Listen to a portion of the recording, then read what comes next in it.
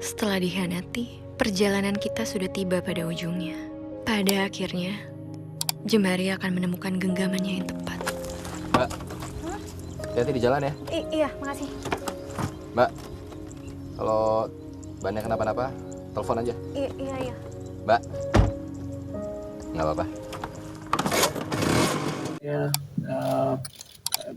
the one and only Pak Benny, terima kasih dukungannya, dialognya juga enak, nontonnya seru gitu, thank you. Dan yang pasti partner saya, Mas Hanung, thank you, always support dari Anda dibutuhkan kerjasama yang baik dari dapur Films. Untuk itu saya hanya ingin ucapkan mudah-mudahan film ini jalan dengan harapan kami. Strategi dari MD mau rilis garis waktu di pandemi ini membuktikan bahwa MD itu saya tuh nggak takut. Kita jangan takut sama Omikron yang harus takut dengan kita.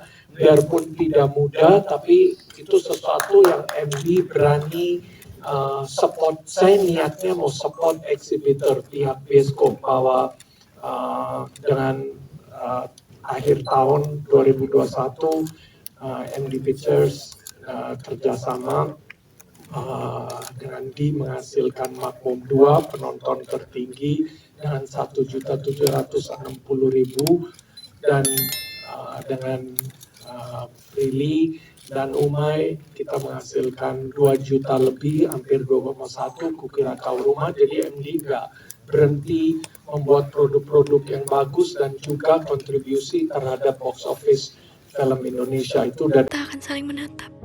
Kepala akan menemukan bahu yang tepat untuk bersandar. Dan hati akan menemukan rumah yang tepat.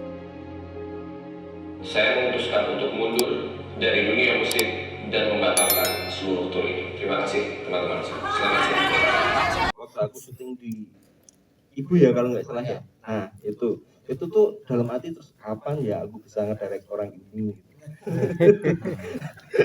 Pada akhirnya ketemu juga. Gue kira mau ngomong apa. Karena dari dulu penasaran gitu. Terus habis itu dapat kesempatan juga akhirnya bisa ketemu sama Reza. Terus saya waktu itu langsung ngetek langsung ngetek Michelle karena Michelle itu aktris pertama kali yang saya ajak di MKM kami waktu itu bareng sama MD sama dapur juga dan kemampuan aktingnya luar biasa banget gitu. Saya pengen nantang gitu loh. Suatu ketika pengen lah direct misal di karakter yang berbeda karena waktu itu di MKM kami kan kita lucu-lucuan banget ya. Kita seru-seruan gila-gilaan gitu. Ini bisa nggak ya misal terus kemudian jadi anak yang melo, nyantai gitu. Nah ternyata menyenangkan juga bekerja dengan Michelle gitu. Terus senang banget bisa akhirnya dapat Anya gitu. Waktu itu Anya kalau nggak salah secara waktu agak susah dan lain sebagainya, tapi karena kerja keras teman-teman bareng-bareng akhirnya kita menyesuaikan waktu dan lain sebagainya, akhirnya bisa berkolaborasi dengan Anya gitu. Keluar itu kayak seperti yang sering dibilang sama Hanung Dapur Film itu dari awal dibuat itu memang itu sanggar bagi semua teman-teman yang memang punya passion gede di film, terus kemudian itu dijadikan tempat untuk kami saling berlatih, kami saling menimba ilmu, kami saling sharing di situ dan kita udah jalan berapa karya ya Mas ya, udah lupa ngitungnya. Ada yang belum rilis juga sama Pak Mas. Oh masih ada satu ya? Judulnya Mas? Tanya Bapak aja. Tapi yang jelas apa namanya bekerja dengan Mas Hanung itu buat saya menyenangkan. Menyenangkannya adalah karena kami satu tipe ya. Maksudnya ketika kita sama-sama lahir dari Jogja gitu, kita datang dari apa namanya? Kita datang dari Sanggar juga. Kita punya ritme dan punya pola yang berbeda dengan teman-teman yang belajar di Hollywood misalnya begitu, atau teman-teman yang belajar di Inggris misalnya gitu. Nah, kita punya banyak yang bisa kita lihat di lingkungan sekitar kita. Kita sering melihat culture kita kita dekat dengan masyarakat kita. Jadi sejauh ini dapur film itu representatif yang pas buat saya untuk belajar film. Jadi, kalau misalnya mau ditanya habis ini mau kalau ditawarin lagi sama yang lain kira-kira ya atau enggak ya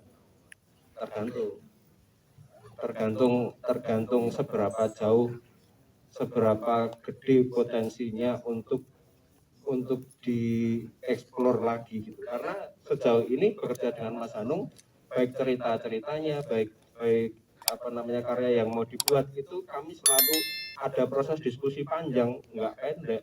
Kita nggak sekedar terima naskah terus habis itu langsung jadi film, enggak gitu. Nah yang lain bisa nggak kayak gitu, ya itu sih sebenarnya. Ini hasilmu bergaul dengan anak tidak jelas itu. Belajar dari mana kamu jadi kayak gini? Harusnya kamu bersyukur. Senandika pasti bakalan sukses, Pak. Dia mau jadi... Cukup. Bikin malu. Mama sama Papa emangnya pernah tanya sama April, apa yang terbaik buat April? Perasaan saya ketika menulis skenario ini betul-betul luar biasa ya, karena novelnya sendiri nggak ada tokoh, cuma ada aku dan kau, dan itu berupa kumpulan puisi-puisi, sehingga saya hanya membangun, saya lama sekali diskusi dengan Firsa untuk menciptakan tokoh-tokoh baru dalam novel itu. Karena ini hanya curhatan aja kan, curhatan berupa puisi tentang seorang yang tersakiti.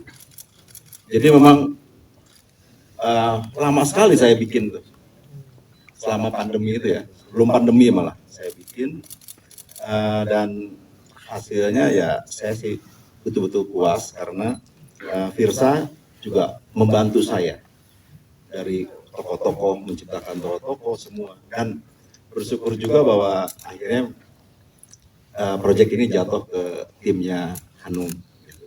Karena saya yakin pasti skenario saya akan berjalan dengan baik. Ketika kau bahagia dengan senyum yang merekah, aku akan mendampingimu sewaktu kau merasa kalah dan tidak berguna. Aku juga akan mendampingimu saat kau merasa menang, sehingga kesombonganmu yang makin parah. Oke, jadi tadi mau jawab pertanyaan kakaknya, katanya apa tadi? Nggak bosen main. Iya, nggak bosen jadi karakter orang ketiga. Oh ya, sebenarnya kalau di film Garis Waktu ini malah proyek pertama aku sama Kak Reza ini syuting duluan malah dibanding Si Layangan Putus.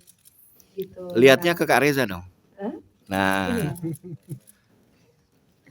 Ya, jadi sebenarnya duluanan syuting ini baru habis itu syuting Layangan Putus. Nah, kalau misalnya ditanya-tanya kenapa diambil lagi yang Layangan Putusnya, karena aku ngerasa ya itu kesempatan yang bagus. Oh, ceritanya dan perannya juga bagus. Dan menurut aku kayak peran di suatu film atau apapun itu pandangannya sama kok bagusnya. Maksudnya emang misalnya dapat peran jahat ya udah nggak masalah, yang baik juga nggak masalah. Tapi mungkin notes-nya untuk kedepannya aku nggak ambil yang pelakor lagi dulu, mungkin nunggu 2 tahun atau 3 tahun lagi, nunggu aku punya suami dulu gitu ya, mungkin jadi pelakor lagi gitu. Tapi kalau Jangan ya, Jangan dulu ya. Mungkin nextnya jadi yang dilakorin ya. Jadi yang dilakorin mungkin nextnya ya. Ya nggak tahu, itu tergantung yang milih buat ngajak main film ya. Oh, oke, kayak gitu. Tadi apa lagi? Pertanyaan kedua tadi apa tadi? Aku juga kurang konsen, maaf tadi karena terlalu perhatian. Image. Oke, ya ada ketakutan tersendiri soal image-nya dari Mbak Anya dengan peran-peran yang diambil sebagai orang ketiga ini. Enggak sih sebenarnya, karena kalau misalnya orang yang emang pinter ya juga pasti kan taunya ya ini kan main film gitu. Jangan kenapa dibawa jadi kayak beneran. Misalnya ngeliat aku di pinggir jalan, ih si pelakor tuh, terus ini kan film, kayak beda kan dunia nyata sama film gitu loh. Jadi enggak sih, enggak takut.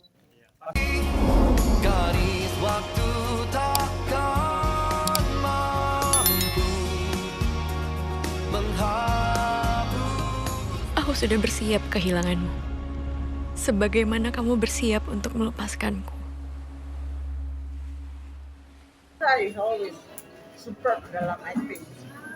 Dukungan Ibu terhadap perfilman nasional gimana?